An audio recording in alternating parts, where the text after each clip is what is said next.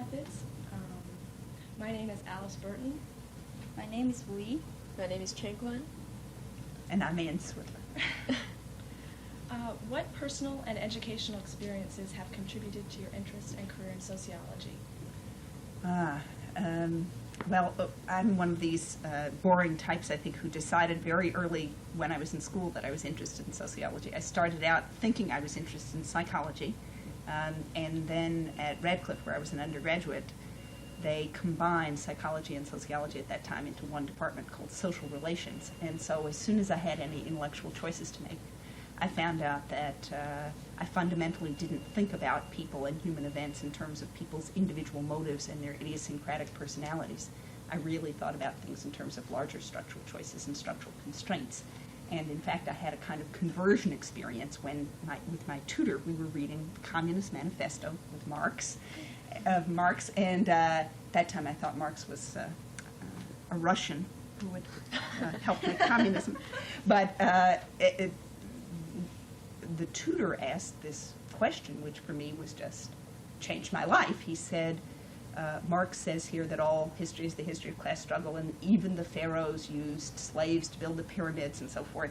And then the tutor asked, well, why pyramids? Why was it that pharaohs wanted pyramids as opposed to something else?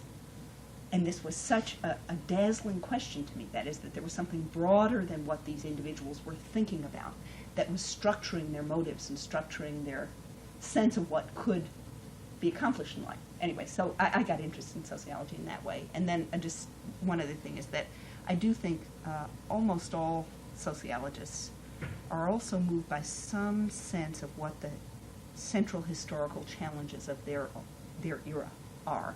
So you have a kind of abstract scientific interest, and then you have a more committed sense of what it might be possible for human beings to achieve at your moment in history. And so I think also I had a sense of what maybe political and cultural crises American society might be facing in the contemporary period, and I think that also was a motivation for me. So we have read some of your articles and books related with the culture, media, love and marriage, and non-authoritarian organizations. Are these topics or areas of interest very much reflected from your past experience? Well, it's a nice question. First of all, one puzzle is how these things are interrelated. Did I just run from one thing to another?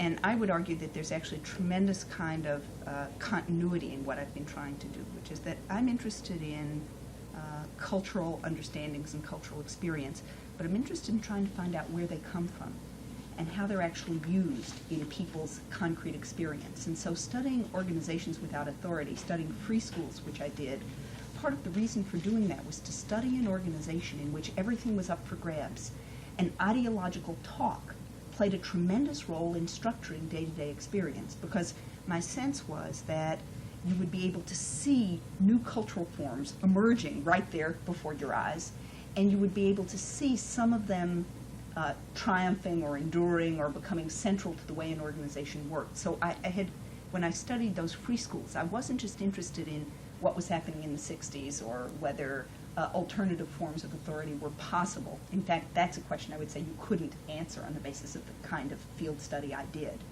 But I was interested in how new cultural forms emerge and how they get, I suppose you'd say, validated or solidified in the context of organizational experience. In other words, in organizations, words take on concrete meanings because people use them in certain ways. So a certain slogan comes to be the thing that differentiates the good guys from the bad guys.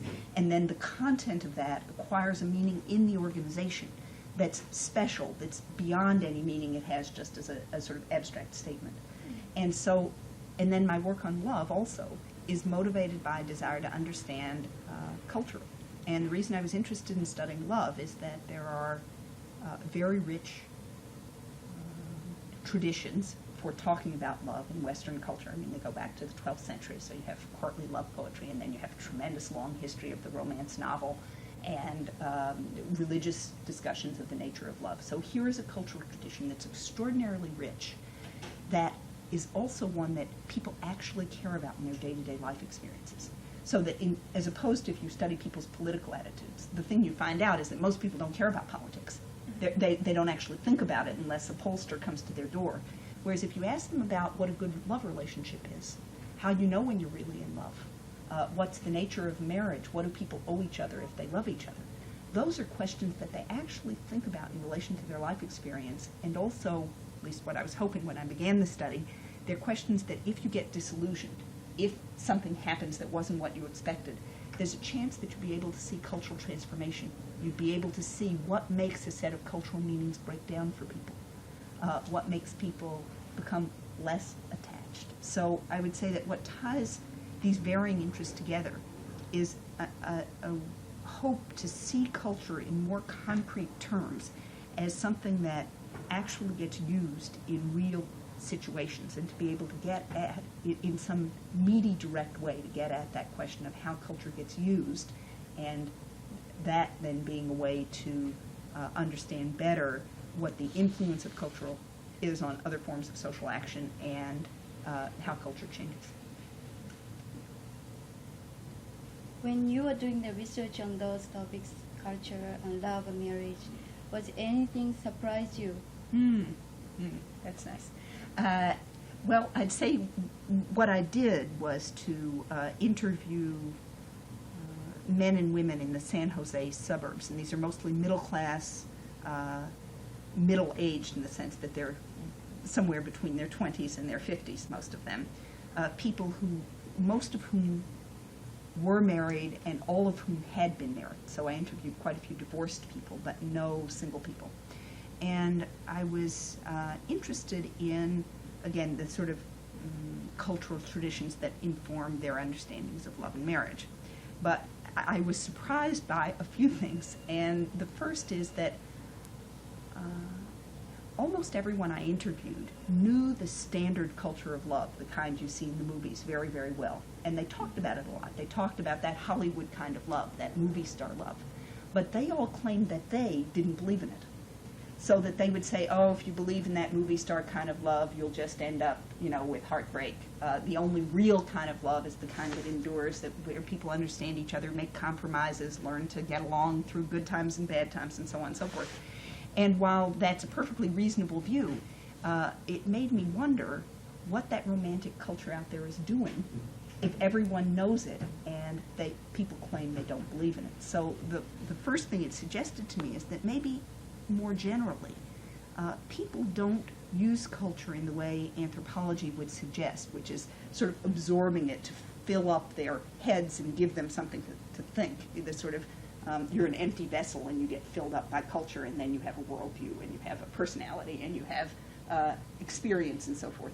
Maybe instead people use culture, at least in the active culture they use more like landmarks to kind of orient themselves in a field of things it's possible to believe or feel or care about, but without fully absorbing any of the culture they use. So again, you have all these people referring to the idea of romantic love, referring to the idea of movie star love, but referring to it as a sort of a point to be noticed, even something to aspire to, but not something they themselves really believe in or are committed to or take for granted. And in fact, I would argue that we spend much of our cultural lives fending off suggestions made to us by our culture. You know about punk rock, and if you've never heard of it, you might want to know more.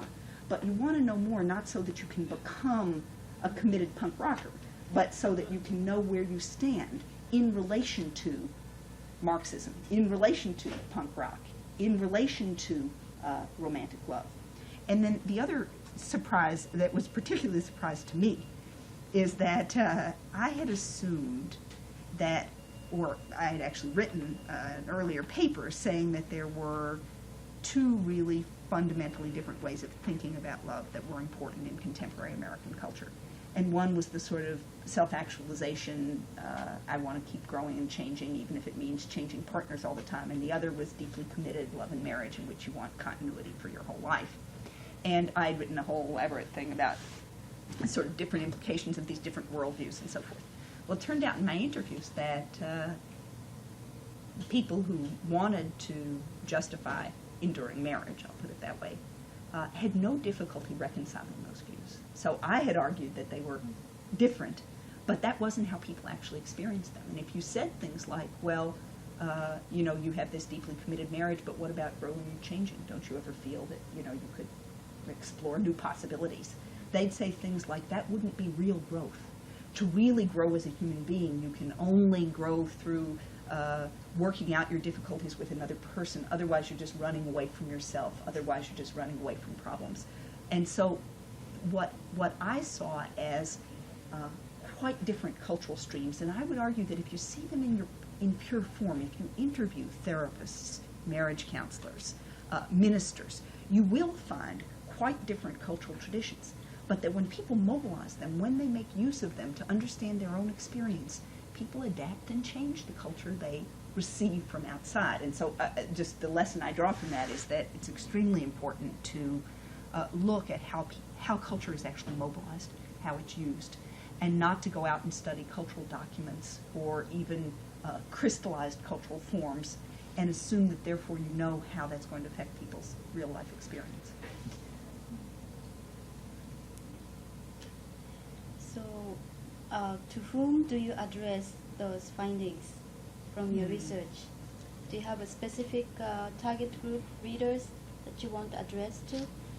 Well, I think when I write, I am most often writing for a sociological audience, and scholars differ very, very greatly in this, but I am perhaps on the extreme end of caring about sociology as a discipline, or I don't mean that I care about the American Sociological Association and its officers are, not that kind of sociology as a discipline, but sociology is an enterprise of understanding. And I do believe in a kind of cumulative development of sociology as a field, and that it is only the discipline provided by a discipline's questions that allows one to ask powerful, penetrating intellectual questions. I don't believe that naive questions can sort of be, I think of it like a laser beam or something, concentrating light.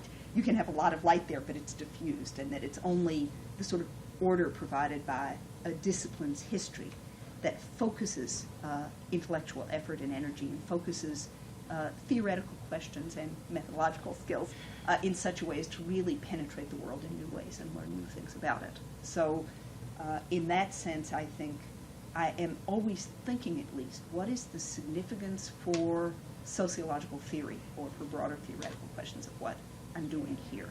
Now, in terms of writing, obviously, Habits of the Heart, of which I'm a co-author, was written to reach a broader audience, and in fact, it is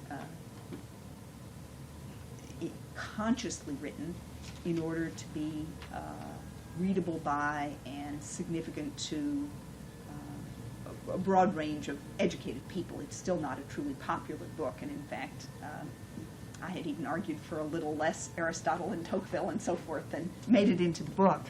And I was wrong about that. I think people want to be educated by what they read. So it attempts to be a sophisticated book, but not an academic book. And so in that sense, that was consciously written for a wider audience. But I think of my audience as fundamentally, let's say, social scientists or something like that. The relationship between the private and public sphere in American culture is a central theme in your discussion in Habits of the Heart of Love and Marriage. Has your academic interest been influenced at all? Has your academic interest in the private realm been shaped by the women's movement at all? That's interesting. And do you see the sociologist's relationship to ideological and political movements as being significant at all or important? Gee, that's a very complex and important question, I think. But I have to give kind of a confused answer to it, which is that the women's movement has been extremely important to me, I think, in shaping my whole sense of what sociology could be. So that it's probably hard for you to imagine what it was like to enter graduate school before the women's movement. First of all, I think that although there were quite a few women in my entering cohort, there were no women on the faculty at the time I entered graduate school. And I had never had a woman professor as an undergraduate or even a section leader, except in one case where a professor was on leave and one of his research associates took over for a specific course. That's the only experience I ever had with a woman faculty member in my entire undergraduate career. So that what I thought I was doing in graduate school when I first got here was a very major question. I mean, in the sense that it would gradually have dawned on me as a social fact that there was no future for me in this field. So sort of perpetuating my experience of being a bright, successful undergraduate, which is what I was kind of doing by going to graduate school, I was starting to run aground. And it was only women's movement, and in particular Arlie Hochschild in this department, who began to organize the women in the department, that in a sense gave all of us a new lease on life as intellectuals, new interest in what we were doing, and I think a new sense that sociology could be possible in a different way. And yes, I think that the sort of intellectual excitement of the women's movement, not just sitting around and saying maybe there's not something wrong with me and maybe I do belong here after all, it's just that it's a sexist world. I mean, that was one thing. But the other was to sort of begin to associate a sense of passionate intellectual excitement with issues that were really central to your own biography. And the sort of notion that the personal is political, perhaps, which came out of the New Left. And I would say that that revitalized my whole sense of interest in sociology. And it also legitimated a whole bunch of areas as possible areas for sociological study that wouldn't have been, like I do research on love in American culture. Well, I've actually gotten some, ridicule and disdain. I mean, people say, I can't study love, you'll just ruin it. It's like, whatever, trying to study one of the sacred mysteries or something. But on the whole, there's a field of sociology of emotions now. There is a tremendously rich body of work on the private sphere. And so, yes, I would argue that in that way, the women's movement both re-energized my whole career and made the kinds of things I study them and the ways I study them legitimate things that one can study. Now, the peculiarity of my own work, though, is that I have continued, maybe it's because my fundamental interests were shaped really even before I came to graduate school. I think I already had very deep kind of intellectual commitments of certain sorts. I've tended to use that permission and those new areas that have been opened up in sociology to try to answer very classical questions, so that my fundamental questions really come, let's say, out of Weber. I mean, how and when and under what circumstances do ideas make a difference in human life? Why? Only I don't think I have to go study the Protestant Reformation to understand that. I think I can understand how men and women in their actual marriages think about love, and that I can use that empirical case to look at the kind of grand questions of the sociological tradition. Well, turning to the question of method, are you committed to any particular method in doing sociology? Or do you find there are any methods that are more suitable to your interest that you have chosen? Well, let me say, no, as a general matter, I don't think there's any one right method in sociology. And I think you'd have trouble finding anyone who would admit to thinking that, even if they did think it. It's a no-no to say that, so I don't think anyone would tell you that anyway. But I do think that the kind of method you adopt has an enormous influence on what you can find out. I'll put it that way. So that I think that method is not a trivial issue, it's a central issue. And it both constrains you in powerful ways and creates new opportunities. And so I've tended to use fieldwork and interviewing methods. But no, I'm not committed to those. And in fact, I have a new project that I'm just starting to work on TV that involves quantitative methods and coding things. So I hope I'll be competent to do that. I mean, that's one issue, is you can be limited by simply not knowing certain kinds of methods. So that's a constraint. But I don't think one method is superior. And in fact, despite being a field worker, I might argue that in general, you're always very limited if you do field work, because you don't have a broad representative sample, and often you don't even have anything to compare your one case to.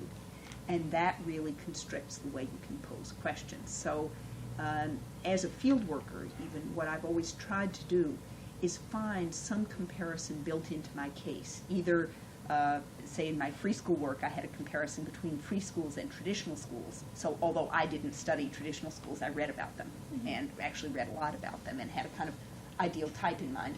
Now, you might argue that the work was flawed, though, because in a sense I knew the nitty-gritty world of the sort of richly empirical world of the free school, and I didn't know, I was dependent on other field workers anyway for the sort of nitty-gritty of traditional schools. I also built a comparison into my book by studying two kinds of alternative schools that involve very different kids from different class backgrounds, different racial groups, and so forth. And so those two schools gave me some comparison within the case. But I think that interviewing and field work are very, very costly ways of gathering data. That is, they take a tremendous amount of time, and they take a lot of emotional energy. I think I'm a very outgoing person, and I still find it extremely stressful and difficult to approach new people and ask them to talk to me. And it was quite hard entering another milieu to do field work. I think it is. It's challenging, and some people like it. If you have a kind of chameleon-like personality and you like pretending to be someone you're not, this kind of sociopathic streak, it can be fun to do field work because you can sort of not be yourself for a while. But I think that most people who are grounded in their real lives find it hard to do field work, hard to tread that line between being nearly invisible so you don't interfere and being people who are really invisible in social situations irritate other people because they're like a black hole in the room and everybody's thinking, well, what is she thinking? What is she doing? Why is she here? What does she want from us? And so, in fact, you do have to interact because all normal people, to be neutral is to interact, not to not interact. So it's like, wearing no clothes would not be wearing something neutral. Wearing ordinary clothes is wearing something neutral. Okay, so it's the same principle interaction as well. So I would say doing field work is hard. And the data you gather is always terribly limited. So why do it at all? And here's the advantage, really, which is that often the kinds of questions that interest me are questions about how something really works. They're less, I don't tend naturally to ask why questions. I tend to ask how questions. So what I want to know is, how do people actually convert from one worldview to another? How do they actually mobilize a worldview in an argument? How do they pursue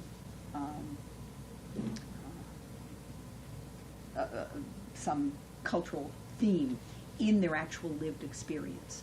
And often I then feel I need to get quite close to some real situation so I can see what's going on. I mean, the great virtue of fieldwork is that you can see new things that you weren't expecting to see. You can be surprised, back to your question. Of course, you can be surprised by quantitative work and archival work as well. But that you can sort of discover process better in a way.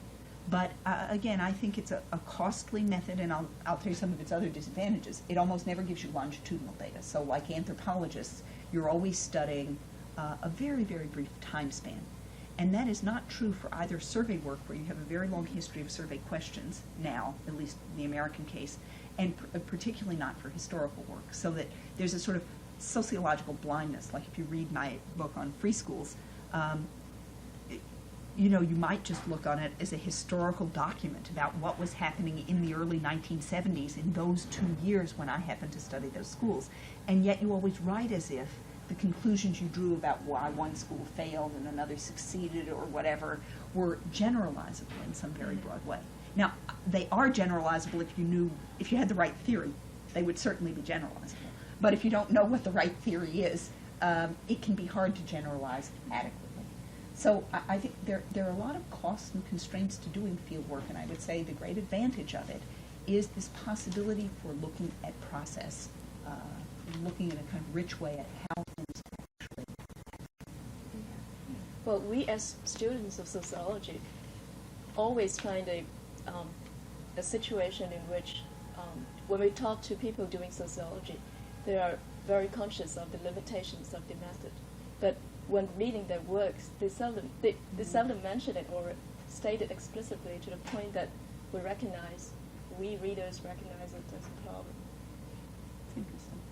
Well, I mean, first of all, I think you'll see when you actually go to write something that you could put in a long appendix about all the limitations you're aware of, and sometimes people do this, but usually such a thing is not really going to be helpful to your reader. That is, it's a sort of self-indulgent, I want to tell you everything I'm feeling about this book. And I think the things that belong in a written document are things that actually help people better appraise, better evaluate the findings you present.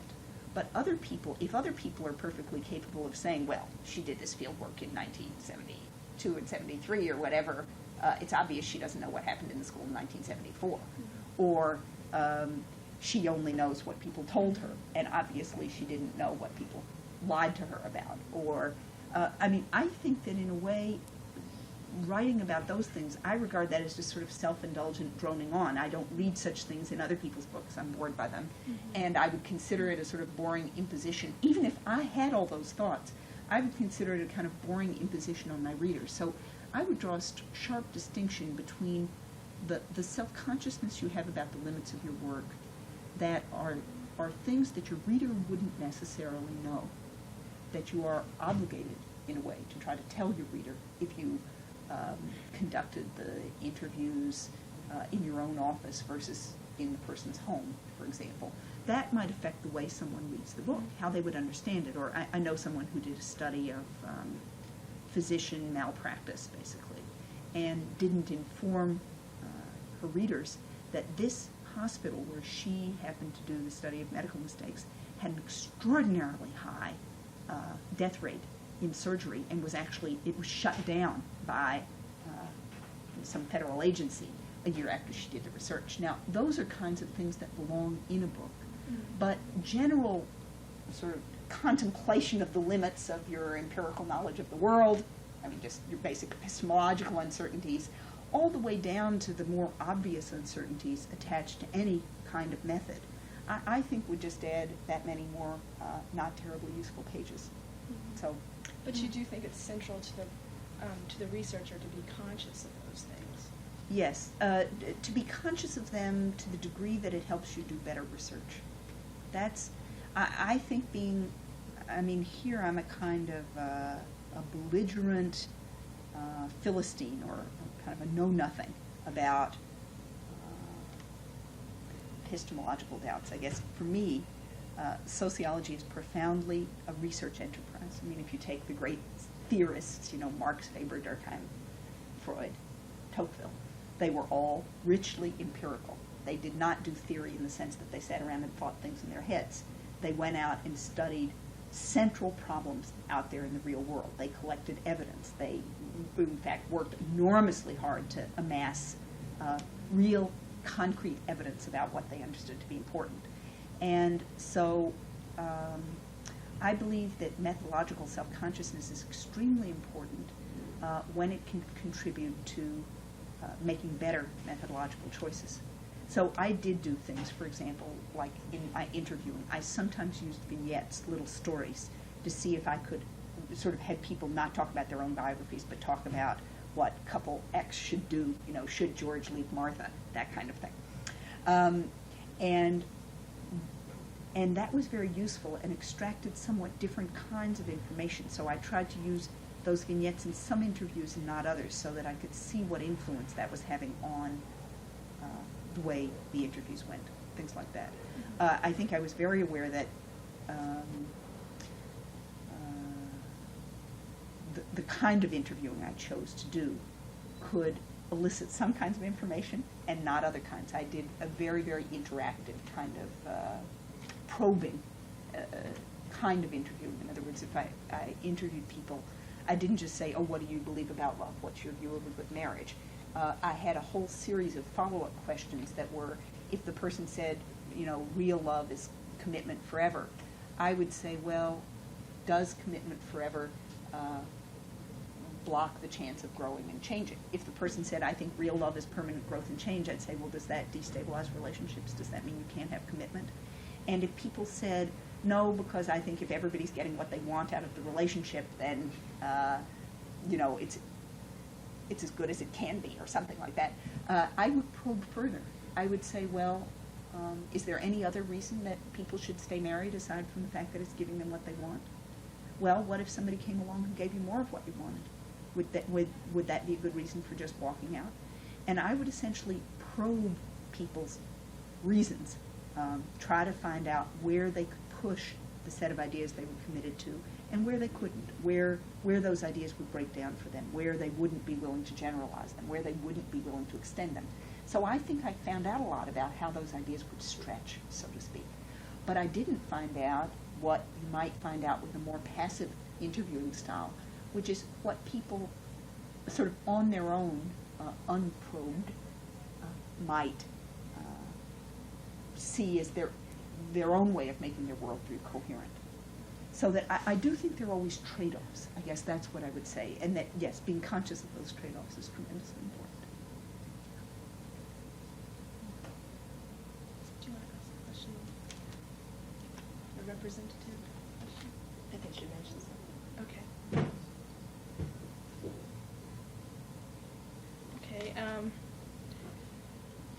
You've suggested a causal model of cultural action in a recent article. To what extent do you believe that sociology can be considered, can formulate predictive models? Whoa. We'll get to the other one later. Is that the same as the question of whether sociology is a science, or is that a different question? Well, it's sort of a The sub-question. sub-question of it. Okay. First of all, I do think sociology is a science. Now, I hope I won't be run out of this department for that view. I feel I have to sort of look worriedly at the door. But I think that it's very important to remember that sociology is what I would call a historical science. That is, it's like geology, astronomy, biology, and obviously like the other social sciences and history, in the sense that it's not the study of universal laws that are true for all of human history and for all times and places. It's the scientific attempt to understand how something real actually did come into being and how it changes. And so, again, if you think of biology, not physics, I think physics is no help at all. That model of what a law is, that model of what a sort of completed scientific project ought to look like, is just dangerous. It's dangerous to even think about it because it's as dangerous to reject it as it is to accept it. To keep that as your model of what a good science is and say, but sociology isn't a science like that. If you want to make sociology a science or not a science, think biology. And then if you think biology, well, first of all, biology is not about what some set of laws says should have happened in evolution. It's certainly not predictive. It is absolutely not. And whatever did happen, that is, wombats might be ridiculous, and they might look illogical. But if wombats are what they are, if they turn out to have blood that doesn't work the way the blood of other mammals works, if they turn out to, reproduce their young in a peculiar way, that's part of the actual natural world. That's part of what did happen. And so the kinds of, quote, laws biology might have do not look at all like the, quote, laws that physics might have. I mean, now there are new philosophical developments in physics. Physics might not look like physics either. If you get to the extreme outskirts of theory in physics, maybe there are no laws there either. And what happens is sort of whatever did happen to happen. But again, if you think biology, then another thing it tells you is that there's an enormously important role for rich description. That is, a good deal of what biology is, say, is describing the actual range of what's out there and trying to organize that in some coherent taxonomic way. Mm-hmm. But even think about major breakthroughs in biology. My favorite example is the circulation. I guess Harvey or whoever who discovers the nature of the circulation. Now, is there a law about circulation? Is there a predictive law? Well, there's certainly a prediction that, once you realize that what the blood does is circulate and take oxygen to the brain and the muscles, that if you cut someone's artery open, they'll die. That's a pretty good prediction, right? Or that if their blood lacks red blood cells, they can't get oxygen and they'll die. Okay, so yes, it's predictive in that very minimal sense, that if you Mhm. understand how this thing works. But you could just look on it as a kind of very, very rich and efficient description, right? It's sort of analytically informed, powerful, accurate, and hopefully generalizable description. And so the description of how my circulation happens to work, I tend to have cold hands and cold feet and low blood pressure or whatever, that's not terribly interesting. But what features of that are generalizable? Well, women in general tend to be colder and have, all right, that kind of description approaches what you would call theory and might even approach what you'd call a law, in the sense that it becomes increasingly analytically sophisticated and potentially generalizable. And in doing so, it becomes what we call theory. And whether it becomes law, I hate the word. I don't think biologists talk about biological laws. I hope sociologists don't think they can talk about sociological laws, nor would they want to.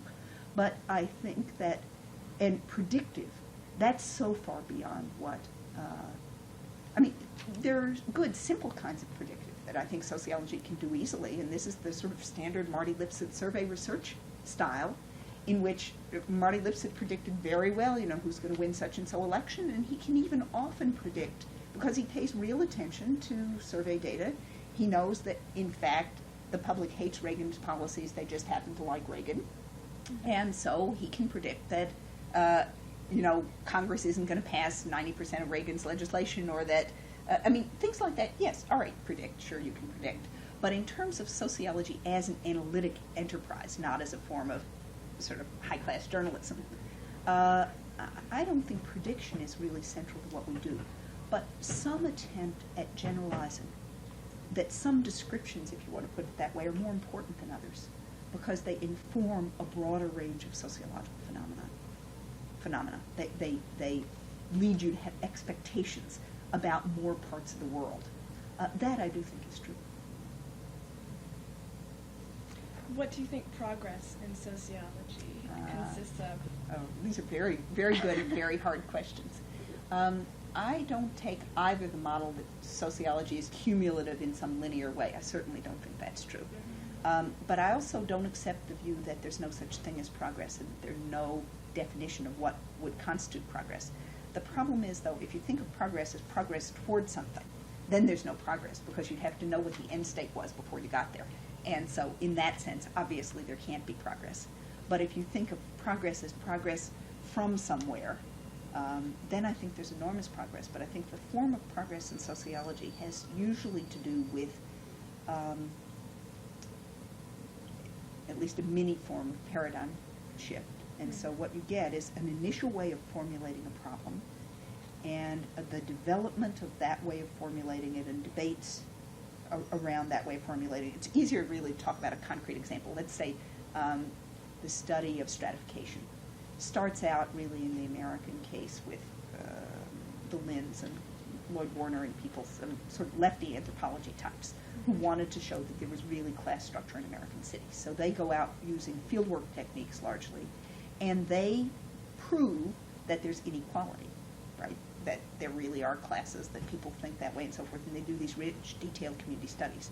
But gradually, when there are attempts to study particular individuals or to get more precise measures, that way of studying things starts to seem frustrating, and it actually begins to sort of break down under the weight of its own unresolved problems. In the 1950s, you have every sociologist and his brother, since they're almost all men, suggesting how many classes there are. And some, one person has a 5-class scheme and somebody else has 7 classes. And C. Wright Mills also has 5, but they're different classes than the ones Hollingshead has. So you have a kind of chaos. The work isn't comparable across different people. Each one has a model of how many classes there are. Some are more based on economic structure. Some are more based on sort of status style, like respectable versus unrespectable working class, that type of thing. And the whole thing starts to seem very incoherent. All right, then you get what is truly a breakthrough, which is a sort of radically different way of conceptualizing the whole arena. And that's Blau and Duncan in the study of stratification as the study of individuals' life chances. And you get a unified metric based on occupational status that doesn't require or that manages to resolve the problem of 5 classes versus 4 classes versus 7 classes, and instead you have a sort of continuous distribution of statuses and an underlying metric, and then you can study in a very systematic way across historical time, across different societies, across different backgrounds, what affects the life chances of individuals. Okay, we now live in a historical period where that whole way of thinking about stratification has started to seem inadequate to people. They once again believe that you lose structural information, that you don't really understand the sort of underlying things that cause the stratification system, that maybe inequality isn't about competition among individuals to get ahead. Maybe it's about domination of some groups by other groups. Maybe it's about broader structural features of our organizational life or the way the economy is organized that constrict opportunities for some people and create them for others. So you begin to get a breakthrough at a sort of shredding of another way and another way of slicing through the social world. But I would argue that that second sort of return to structural interests is a vast advance over the first attempt to capture the structure of a stratification system. And while modern people might with profit go back and read Warner and the Linds and so forth and say, God, those guys were smarter than I was taught they were in graduate school, I guess there really is something fruitful there. I believe there's tremendous progress, but then just to summarize, the progress doesn't take the form of sort of steps up a ladder.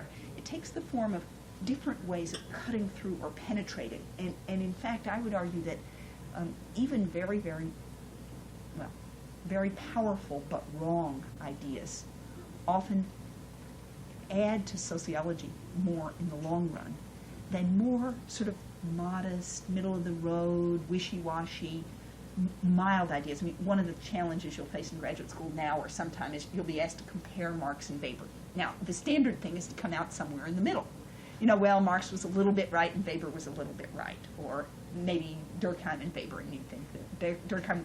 Well, while those things can enrich the sort of set of tools with which you approach sociology, it's fundamentally a bad way to think. You don't want a sort of right position in the middle in which you've avoided all the mistakes you might make.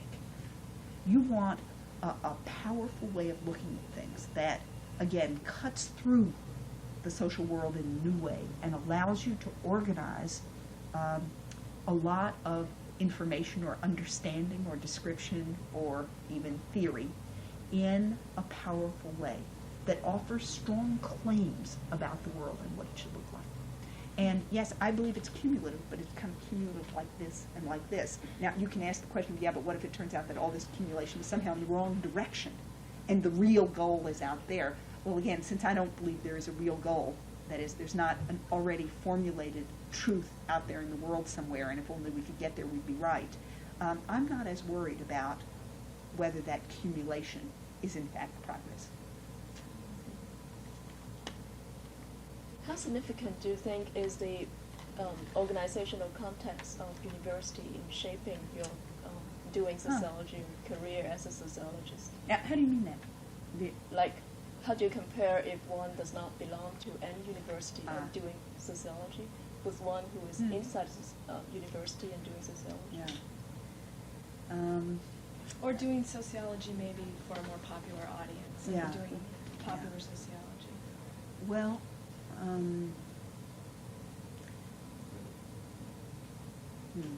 partly it's hard to imagine. You become very attached to the world as you know it, and you think, well, without our current organization of universities, we'd be in chaos. Obviously, we wouldn't be, and other nations have quite different systems of organizing. Research centers, for example, rather than universities as places where people work. I think that it is hard to do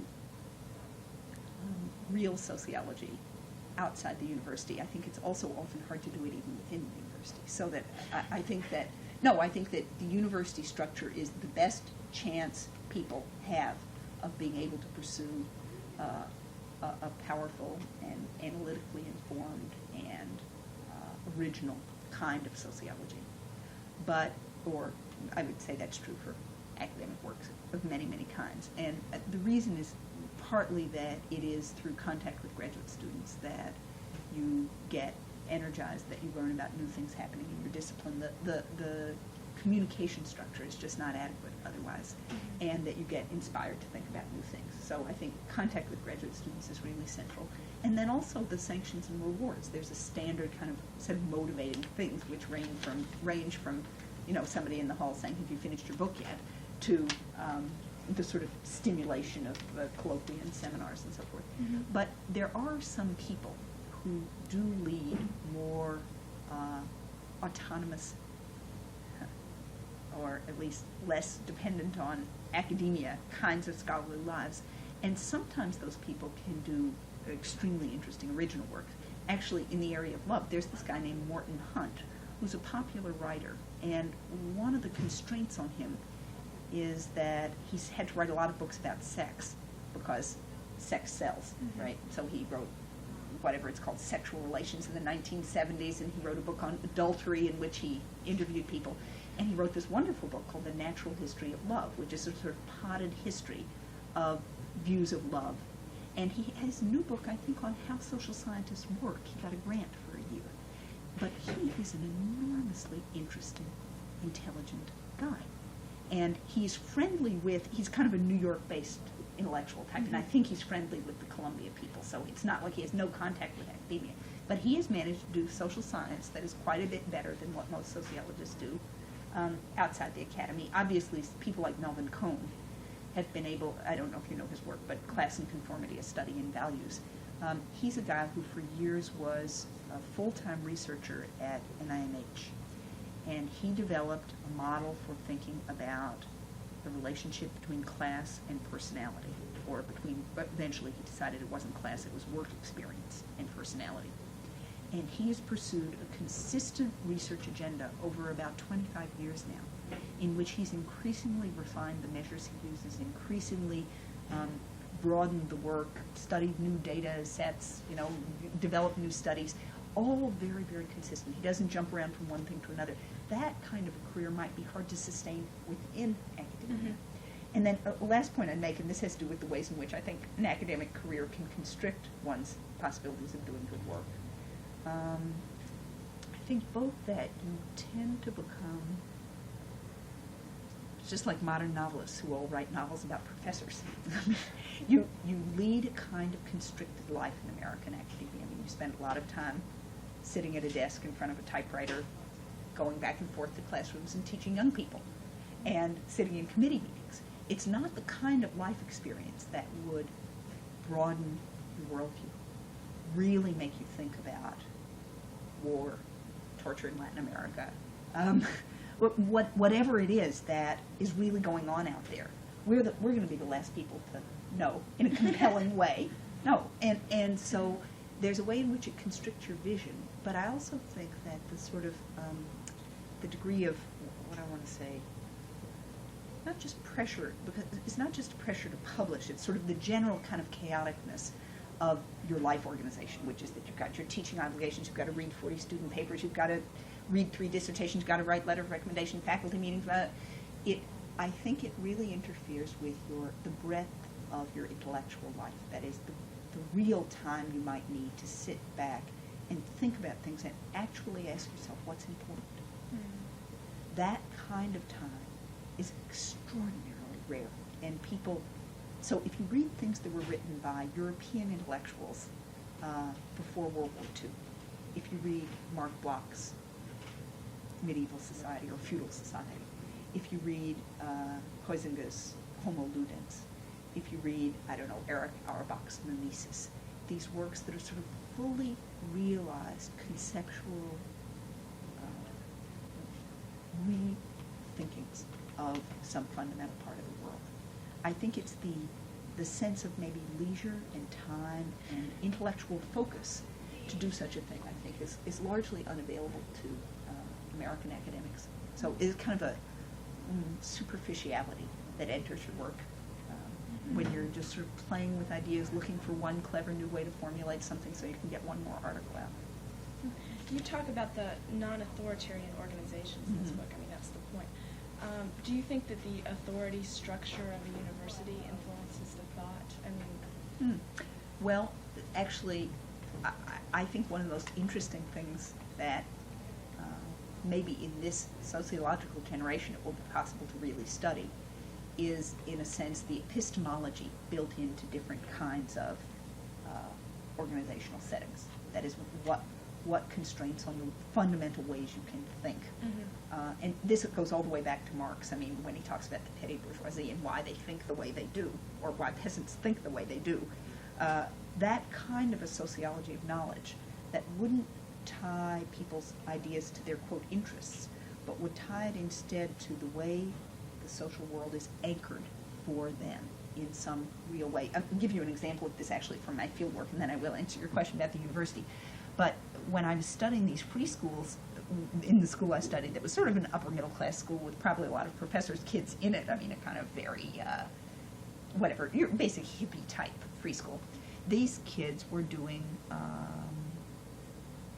one point in their, quote, English class, they were reading something, and then one of the students spontaneously asked, well, wouldn't it be interesting if we knew more about history? So they developed the idea that they would go and find out about English history because they were reading about English, maybe they were reading Shakespeare or something, and they realized they didn't know which king was which. So they came back with kind of reports the next day. Again, this was all spontaneously organized. They had suggested, the teacher was just sitting there saying, sounds great, sounds great. So the kids come back, and they've kind of gotten the world book. These are sophisticated high school students, but they've gone back to whatever encyclopedia they have left on their shelf from 5th grade. And they start rattling off this list of kings. So there's Egbert and Ethelred and whoever the English kings are, going all the way back, and reading like a kind of 2-sentence bio-bib on each king. And they begin to say things like, well, you know, it's funny, there's sort of a pattern here, isn't there? I mean, like you have a real good king, and then you have a real bad king, like King Richard, and then King John, and then you have another good king. And maybe there's some kind of historical alternation where, you know, the genes are good one year and then not the next, or where this, or mean parents produce sweet kids who say, I'm never going to be like that, and then the sweet parents produce mean kids who say, I'm going to get the throne first. The teacher just kind of kicked back. Fascinating, great, yeah, great. And I was reacting, just my whole, it was dying to say, wait a minute, that's wrong, there are good theories of history. And it sort of struck me that without an authority, there isn't authoritative knowledge either. And that the whole way we learn to learn involves the fact that originally there's a teacher, and she or he says what's true. And then you learn to be an original thinker by learning to challenge that truth. But you challenge it in the form of assuming there's another authoritative truth you'll put in the place of that old truth, right? And so, in a way, the way you organize thinking or knowledge mirrors the structure of an authority relationship in a very clear way. And yes, I would argue that in ways that we probably are not sophisticated enough to understand yet, the authority structure and crises in that authority structure almost definitely shape the way we organize knowledge. I mean, for one thing, the fact that there are no centralized powers in university departments means that there's an enormous premium on being original and almost no cost to being wrong. Because it's much more important to sort of make a name for yourself, get noticed, have something original to say, and there is almost no point at which anybody can get you in any trouble, certainly not fire you once you're tenured, because they disagree with your ideas. Indeed, the sort of more authoritarian departments in Germany probably generate much more focused intellectual debate, because the whole academic community has to know whether Habermas is right or whether Luhmann is right. And if they don't come to some resolution about that, then the half who don't believe in Habermas are going to be, you know, wiped out by the Luhmannites, or maybe they're not the ones who are in conflict with each other. But, whereas American academia doesn't tend to generate those sorts of centrally focused conflicts, or at least they haven't since the days of Talcott Parsons, when Parsons was that kind of central figure, did retain, I think, the chairmanship of the Harvard department, did kind of hire and fire at will and shape careers all over the country. So yes, in that way, and probably also, you know, this is a suggestion I got from my Stanford, it was in a faculty discussion group, that, you know, Derrida has this, I think it's Derrida, maybe Foucault, might be Foucault, this essay, What is an Author? That actually begins to say, look, we've taken for granted the existence of something called an author for a long time. Well, it turns out that last year, the president of Stanford University published something essentially called What is an Author? That was a big discussion of the plagiarism crisis in the natural sciences, where people's research associates kind of 10 ranks down in these 20-person authored papers are lifting other people's work, other people's papers, and the people who run the labs don't even know what's going on in their own labs. They stick their names on the papers, then they get fired for not. All right, so Don Kennedy publishes this thing in which he essentially says, plagiarism is terrible, no one should do it, but of course these days who knows who's the author of what? Well, you might argue that the ability to say what is an author, to raise that as an intellectual question, may have something to do with the fragmentation of the nature of authorship that is actually happening in the modern university, in which an authored item is no longer something that a single individual by herself thought of, developed as an idea over a long time, gave her personal stamp to, evolved as a part of her own life's work. It may be a collaborative project suggested by some funding agency, developed by some intermediate research organization assigned to her, with which she worked with 10 other people, on which she worked with 10 other people. So, yes, but I believe that it would take really good new kind of sociology to discover those relationships.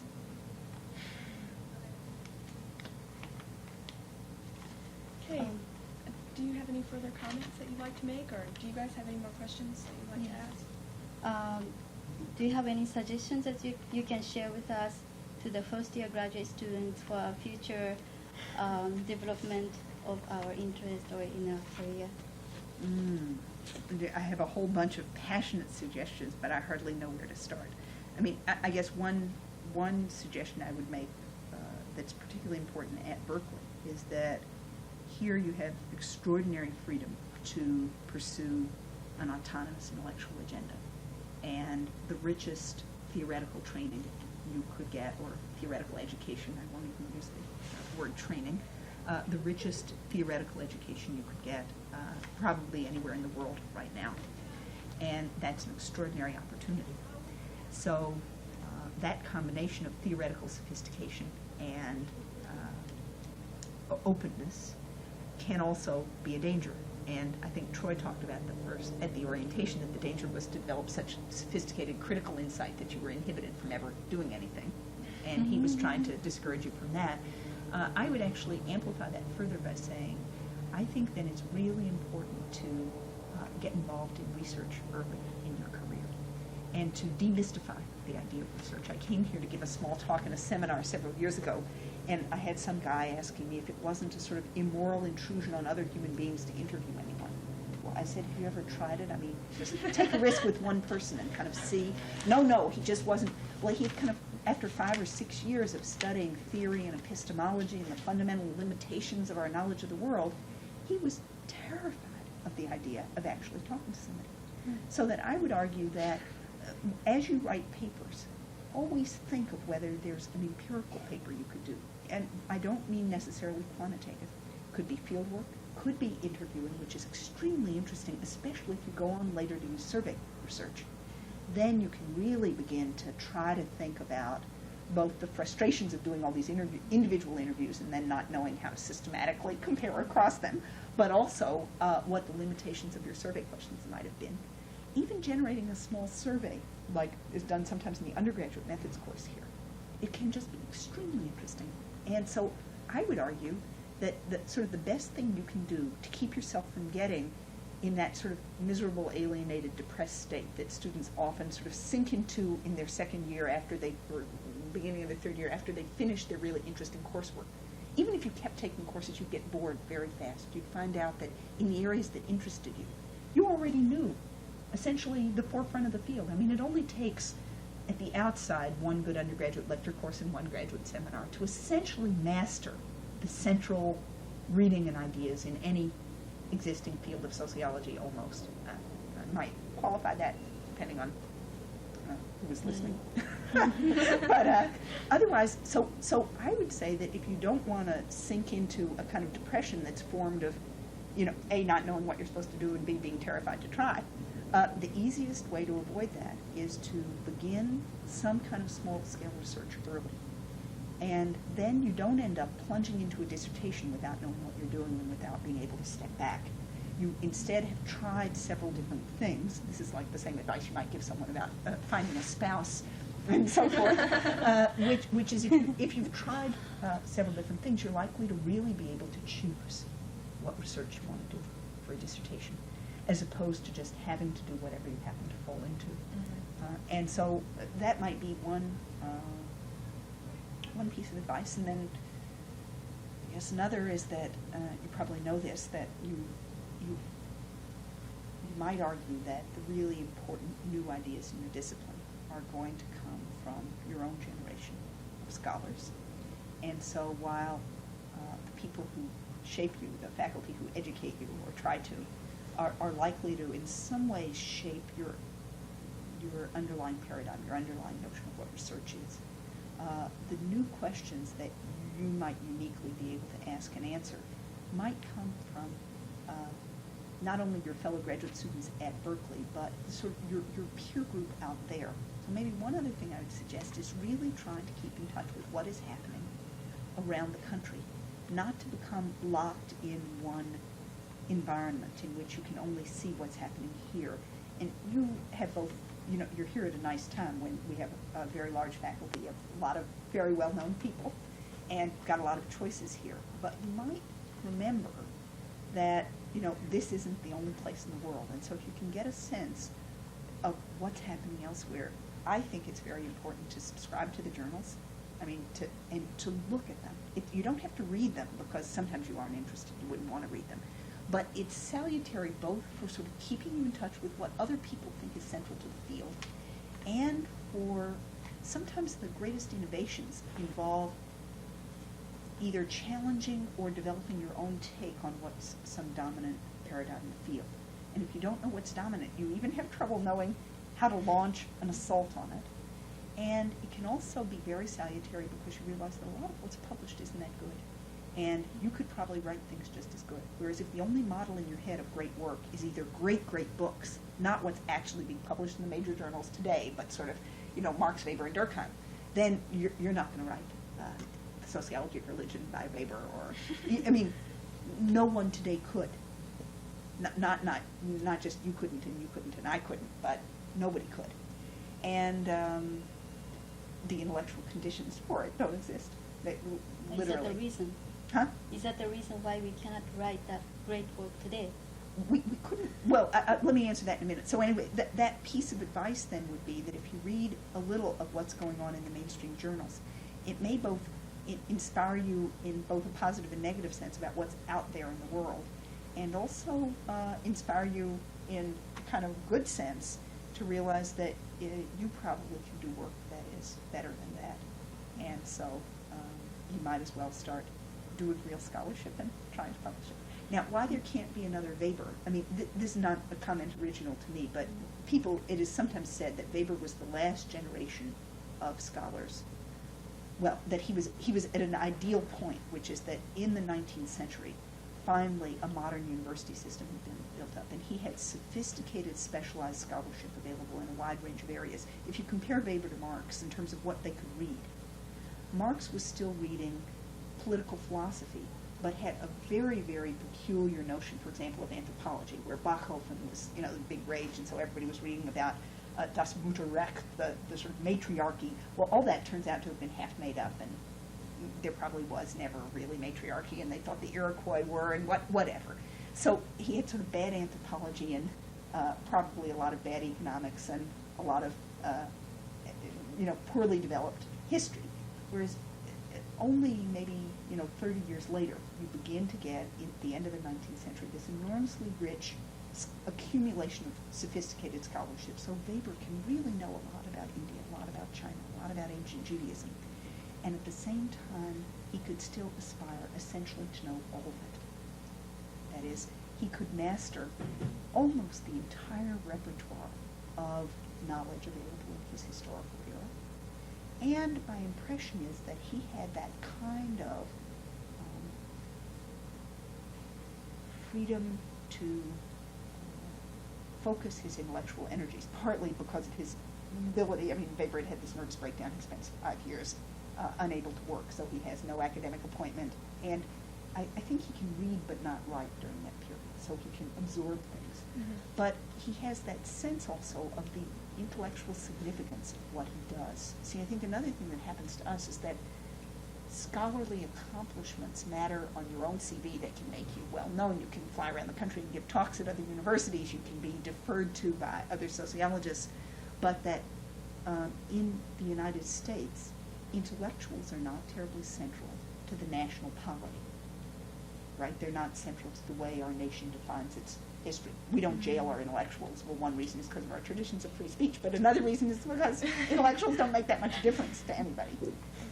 And so, like when Sartre, turned against the Algerian War or whatever, that was a major crisis in the French state. When American intellectuals signed, hundreds of them signed some petition in the New York Times that they don't like some policy, nobody even cares. So I think also something about the definition of our own historical place, our own historical world, in some ways constricts the kind of breadth, depth, and ambition of the work we can do. Okay, do you have any further comments that you'd like to make before we stop? You said a lot. No, I don't think so, or at least if I do, I can't think of them. So thanks a lot. It was Thank very you. enjoyable Thanks so interview. much. Thanks.